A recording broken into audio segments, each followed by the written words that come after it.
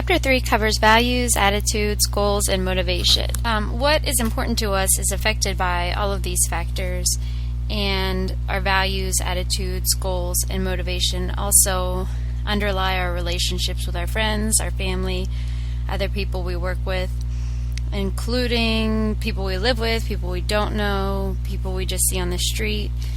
These also affect the kinds of products we buy, where we live, what kind of house we live in, and the career we choose. Our values, attitudes, goals, and motivation are part of what makes each person unique.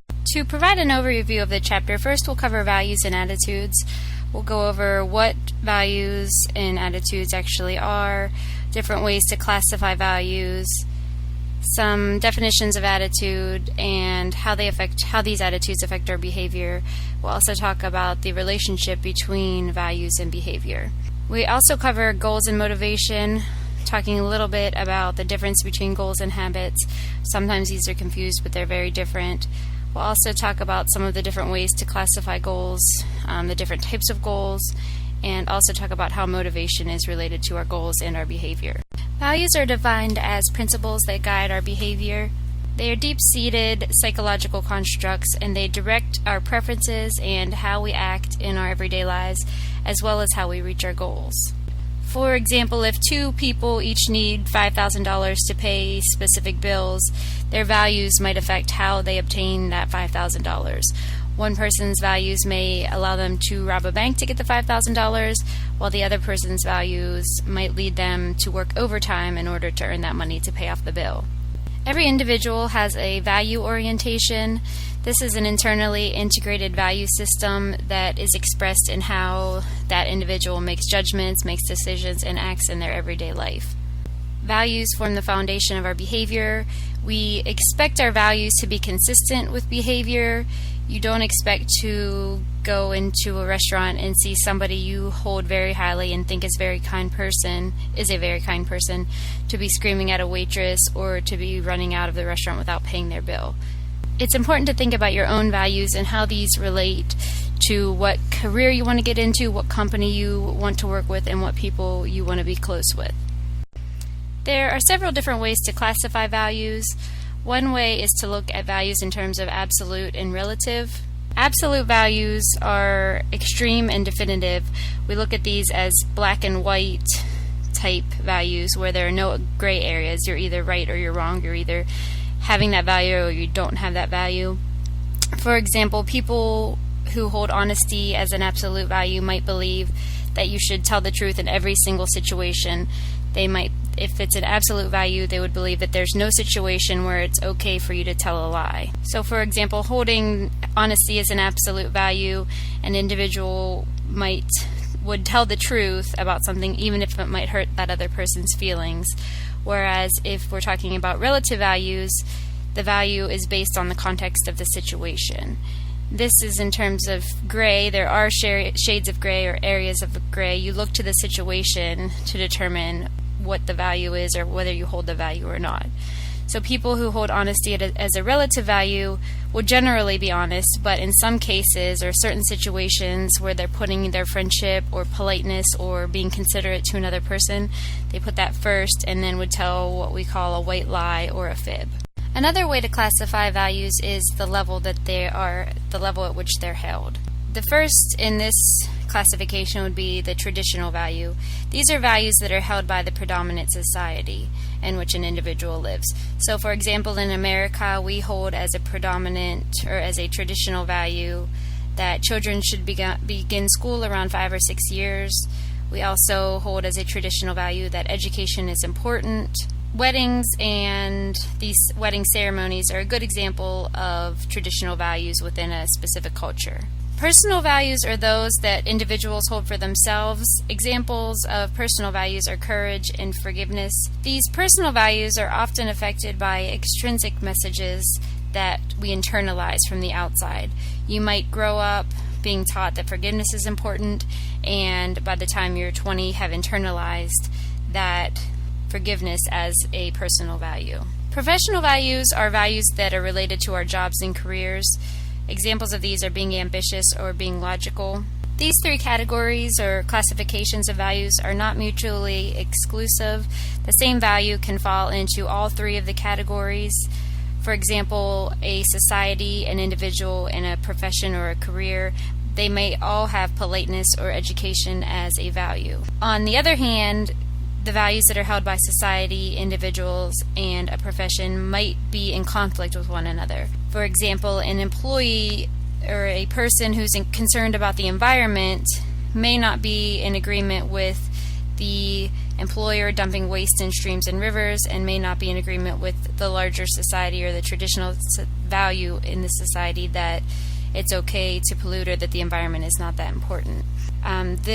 Looking at these values and whether they match in terms of personal, traditional, and professional, this is something that's important for you when you're looking for a career and a job and an employer. You need to find a good fit with those so that it's more consistent and there's less conflict in your life. A third way to classify values is whether they're instrumental or terminal. Instrumental values are related to a general way to act, so it's your preferences for general modes of conduct. This might be being helpful, being loving, being intellectual or cheerful. Terminal values are related to end states of existence. These would be equality, freedom, a comfortable life, or mature love. Page 71 in the textbook has a nice list of terminal values and instrumental values. Cultural values are similar to the traditional values we talked about earlier, although the traditional values are those that are held by predominant society, while the cultural values are more based on culture, and there can be multiple cultures within a society at one time. Cultural values are general ideas of what is right and wrong. These are the cornerstone of a society. This is what tells people what is right and wrong, and the customs, manners, and gestures are indicators of cultural values. These cultural values are the result of the history, the religion, and the politics within that area.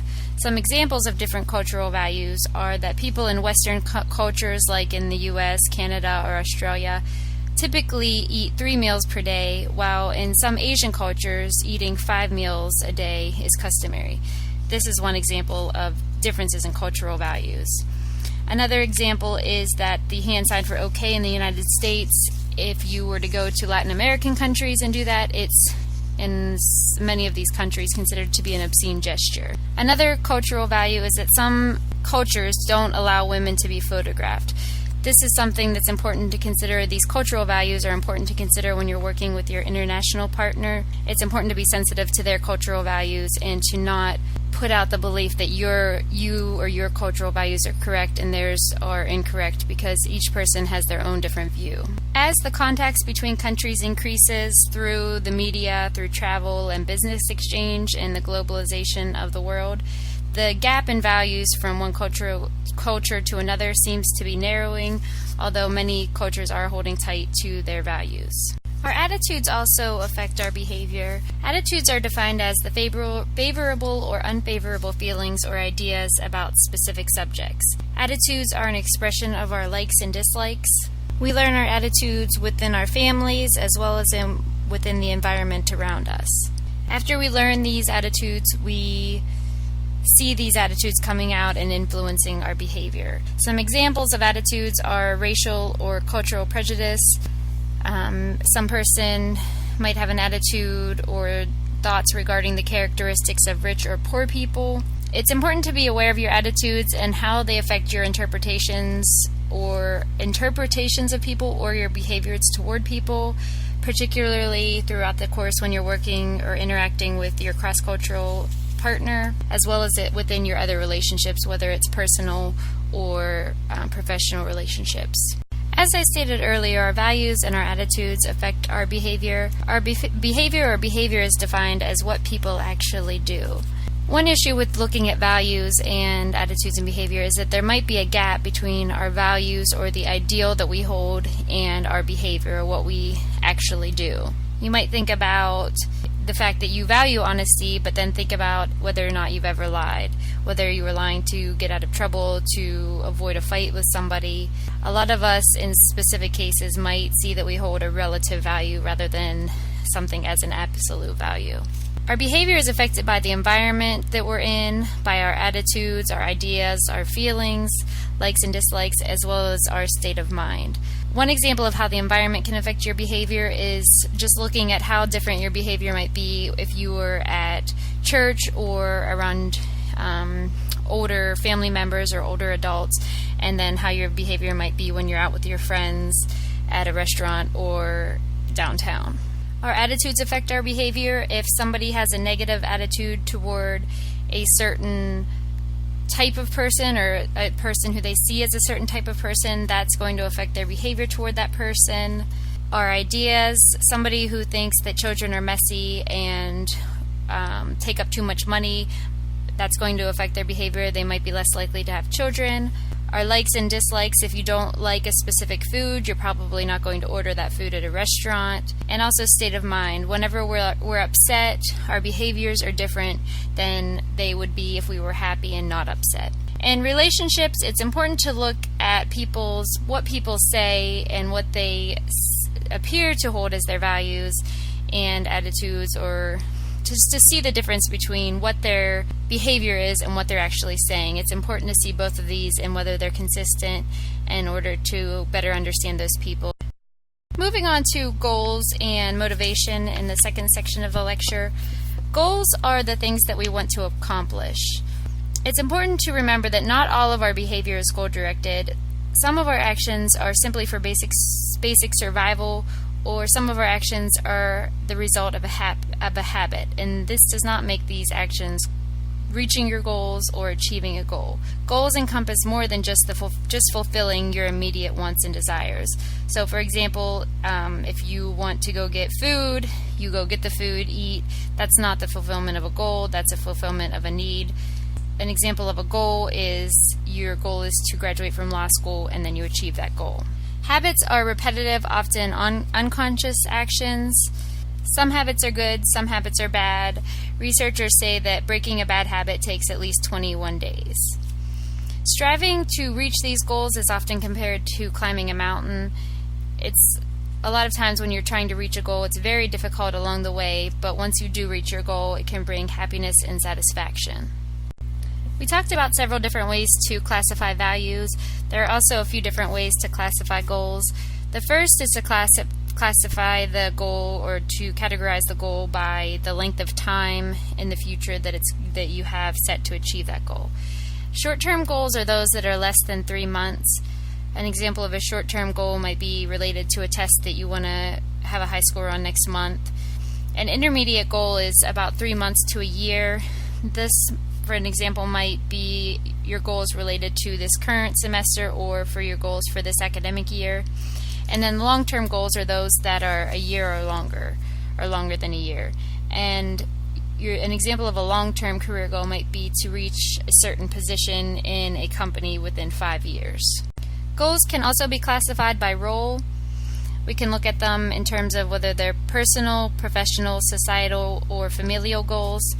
Some examples of personal goals might be if I wanted to learn how to dance or learn how to skydive, ride a horse. Examples of professional goals. One example might be learning how to conduct an interview. One of my goals might be to have better verbal communication in order to have better interviews in the future. Societal goals are those that are commonly held by the greater society. Examples of these are having a full-time job by a certain age. Generally, people want to get married, want to have children. Most people want to retire by a certain age, or even just in general retire to have some years of relaxing. Familial goals are those that are related to being a son, a daughter, a parent, a granddaughter, a grandson. And again, these categories, a specific goal can be in several of these categories. They are not necessarily mutually exclusive. And sometimes having one goal in one area does negatively affect having another goal in another area. Another way to look at goals is in terms of whether they're primary goals or secondary goals. Primary goals are formed to influence process and progress. That's your main primary goal. An example of a primary goal could be attaining a college degree. The secondary goal is then based off of that primary goal, it's a goal that ultimately leads to and complements the primary goal. Some secondary goals might be being accepted into college, passing a course. You can't reach your primary goal without reaching these secondary goals.